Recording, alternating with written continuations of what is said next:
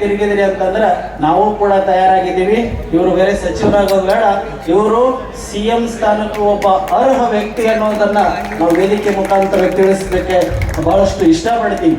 ಯಾಕಂತಂದ್ರೆ ನೀವೆಲ್ಲ ನೋಡಿದ್ದೀರಿ, ಆ ಒಂದು ಛಾತಿ ಕಳೆದ 5-6 ವರ್ಷಗಳ ಹಿಂದೆ ಸಂಘಟನೆ ದೃಷ್ಟಿಯಿಂದ ನೋಡಿದರೆ ಚಾಮರಾಜನಗರದಿಂದ ಹಿಡಿದು ಬೀದರ್ನವರೆಗೆ ನಮ್ಮ ವಿಜಯಾನಂದ ಕಾಶ್ಯಪ್ನವರು ಪ್ರತಿ ಕ್ಷೇತ್ರದಲ್ಲಿ, ಪ್ರತಿ ತಾಲೂಕಿನ, ಪ್ರತಿ ಹೋಬಳಿಯಲ್ಲಿ ಕಾರ್ಯಕ್ರಮಗಳು ನಿರ್ವಹಿಸಿದ್ರು.